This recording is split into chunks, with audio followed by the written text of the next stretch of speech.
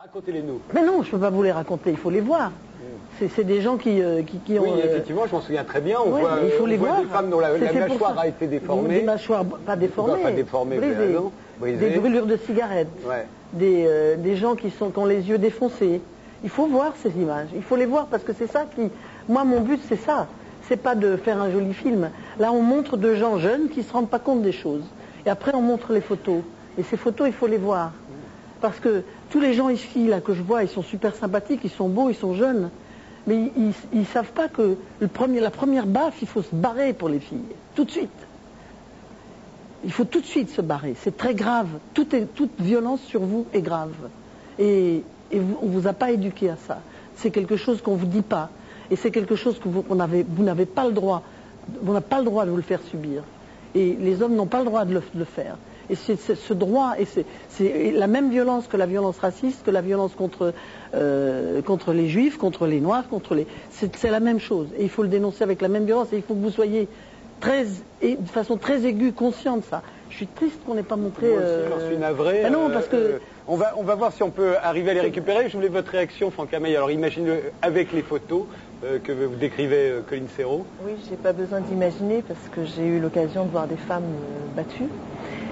Donc, je pense qu'il est important de préciser que le problème de ces femmes battues, c'est le non-dit et l'enfermement. C'est-à-dire qu'il y a une escalade dans la violence et souvent ces femmes-là ne parlent pas. Donc ça, c'est la première chose. Et arriver à ce qu'elles parlent, c'est déjà un pas. Mais comment faire pour qu'elles parlent ?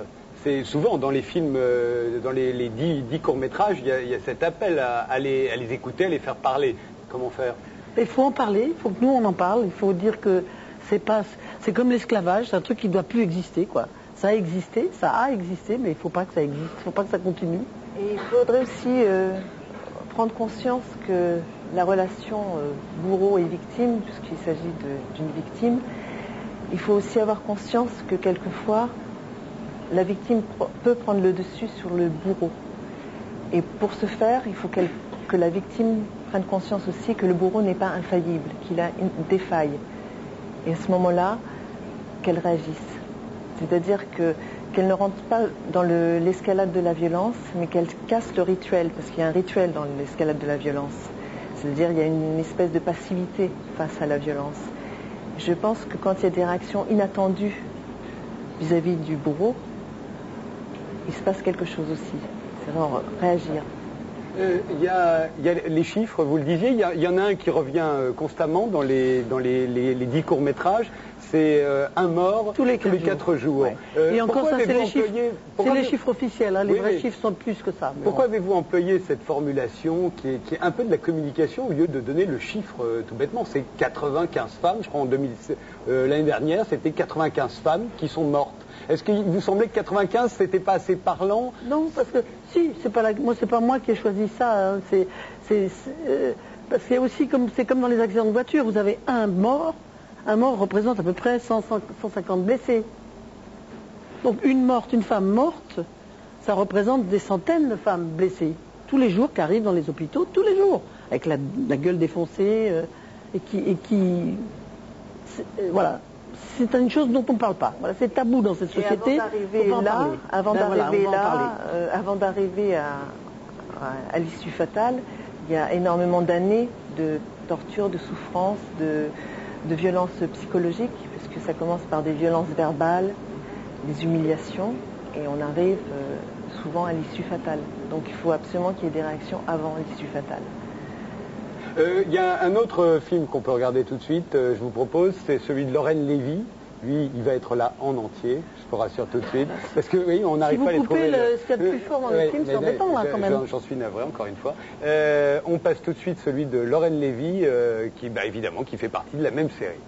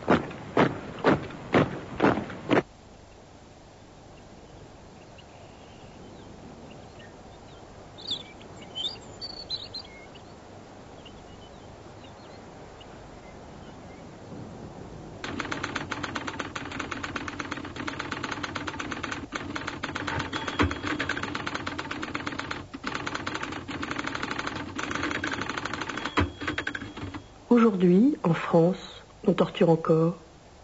Tous les 4 jours, une femme meurt, victime de violences conjugales.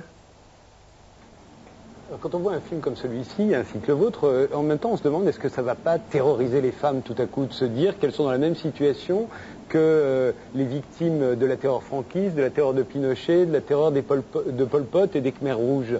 Ça va aller. Moi je serais une femme, je regarderais ça, je suis terrorisé, je me dis vraiment je suis exactement en France en 2006 vous n'êtes pas comme... une femme, vous n'êtes pas une femme, j'espère. Pour vous, et les femmes, elles sont terrorisées comme ça, oui, vous décrivez qu'elles sont terrorisées, oui. Elles s'identifient tout à fait à ça. Et parce qu'elles sont terrorisées, elles ne parlent pas. Donc vous pensez que ça va empêcher qu'elles parlent, ça? Non, ça, je comprends bien que celles qui sont battues aujourd'hui et qui sont menacées de mort, torturées, soient déjà terrorisées. Mais toutes celles qui nous regardent et qui regardent ces films en ce moment et qui ne sont pas forcément dans ce cas-là, tout à coup, elles vont se dire... Parce que c'est quand même... Vous comparez la situation des femmes, encore une fois, à des situations de victimes de dictature. Oui, ben oui. Vous êtes d'accord? Mais enfin, le résultat, c'est quoi? Vous avez des gens qui arrivent dans les hôpitaux tous les jours avec des membres brisés, des cigarettes, des brûlures de cigarettes partout, des mâchoires éclatées. C'est quoi ça? C'est pas... Moi, je m'en fiche que ça s'appelle dictature ou pas. Ça s'appelle la violence sur les gens, c'est tout. Moi, je m'est complètement égal de comment vous l'appelez. Ça arrive tous les jours, tout le temps. Donc, il faut se battre contre ça. Il faut réagir. Il faut se dire que c'est pas possible. Et surtout prévenir les jeunes femmes. Qu'à la première, encore une fois, la première claque, il faut se barrer. Il faut savoir ce qui vous attend derrière. Et je vois quelqu'un qui dit oui, parce que quelqu'un le sait. Il y a plein de gens ici qui le savent. Franck Camaï, vous pensez que c'est facile de se barrer à la première claque? Moi, je pense que c'est pas facile parce que le problème et l'ambiguïté, c'est que souvent, ces femmes-là aiment leurs hommes, voilà, et pensent que leur homme peut changer. Voilà. Donc elles sont au nom de l'amour, elles acceptent cette idée en se disant que la situation peut évoluer. Voilà. Oui, donc c'est pas que l'amour, hein. C'est que les 3/4 des femmes sont quand même dans une situation de dépendance économique assez grave parce que leur salaire est moins gros, parce que si elles se barrent, elles ne savent pas où aller avec les gosses. Il y a quand même une situation difficile, tout simplement matériellement pour les femmes, donc elles supportent pour ne pas pénaliser les gosses.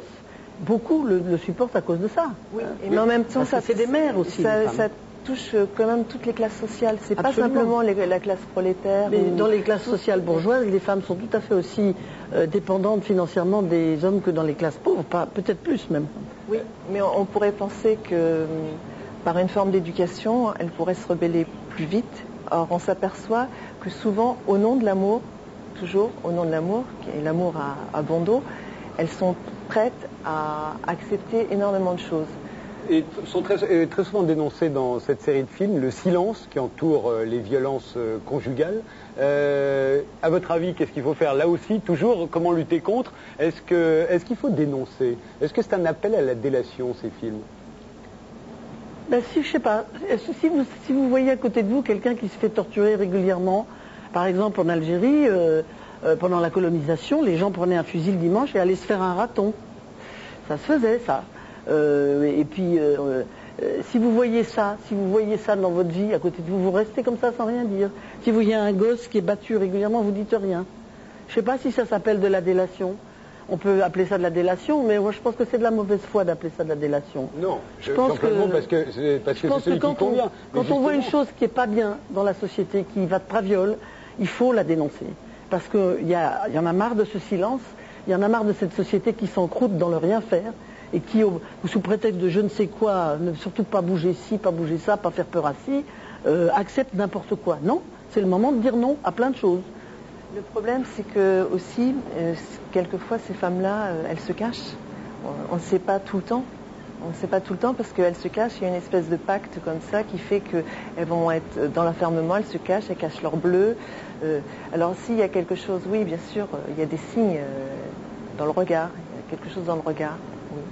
Mais il y a beaucoup de choses. Elles ont honte aussi. Donc comme elles ont honte, elles se cachent. Donc il n'y a que les intimes autour d'eux qui peuvent dire les choses. Il y a une question taboue, c'est pourquoi les hommes battent les femmes? C'est une question qu'on se pose pas. Alors on se demande pourquoi on devient serial killer, pourquoi on est nazi. Est-ce qu'il faut, à votre avis, se poser la question de pourquoi un homme bat sa femme? Oui. Oui, oui, bien sûr qu'il faut se la poser la question. Et se la poser, c'est pas forcément le justifier. Non, c'est pas justifié, mais se la poser, oui. Quelle somme de frustration pour arriver, ou d'impuissance pour arriver à frapper des êtres plus faibles, oui. Je vous interromps parce que je vois Marie Drucker.